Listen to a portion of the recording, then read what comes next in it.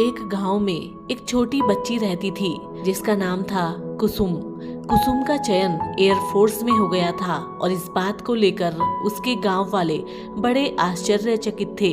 किसी ने सोचा भी नहीं था कि एक छोटे से गांव की कमजोर वर्ग की लड़की एक दिन पूरे गांव का नाम रोशन करेगी। एक बार एयरफोर्स के कुछ अफसरों का जत्था एवरेस्ट की चढ़ाई के लिए जा रहा था। कुसुम को भी उसमें शामिल किया गया।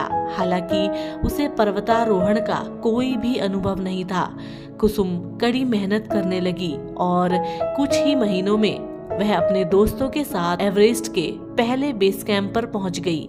एवरेस्ट पर चढ़ने के लिए 5 अलग अलग पड़ाव पार करने होते हैं।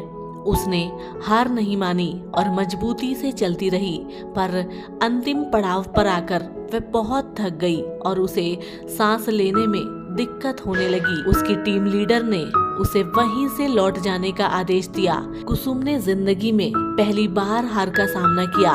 जब वह वापस अपने गांव लौटी तो गांव वालों ने उसका बड़ा अपमान किया और उसका मजाक उड़ाया।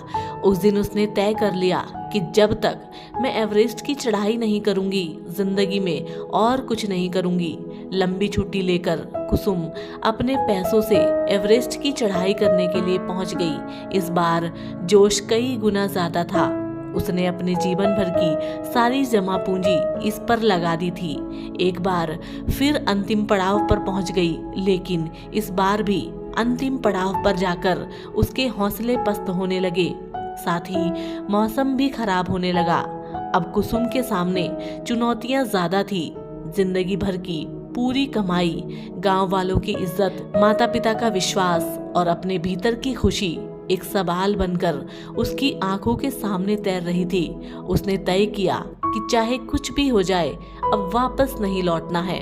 अगले 8 घंटे उसकी जिंदगी के सबसे कठिन समय के थे, लेकिन फिर भी वह डटी रही और अंत में एवरेस्ट की चोटी तक पहुंच गई। जब कुसुम अपने गांव लौटी तो गांव वालों ने उसका दिल खोलकर स्वागत किया और उससे माफी भी मांगी। तो मित्रों, इस कहानी से हमें यह शिक्षा मिलती है, लोग हमारी नहीं बल्कि हमारी उपलब्धियों की कद्र करते हैं। तो साथियों, हम इसी तरीके की ज्ञानवर्धक कहानी आपके साथ में साझा करते रहेंगे और उम्मीद करते हैं आपको आज की ये कहानी भी पसंद आई होगी। तो साथियों, हम आपसे मिलेंगे एक और ज्ञानवर्धक कहानी के साथ। तब तक के लिए नमस्कार, जय हिंद।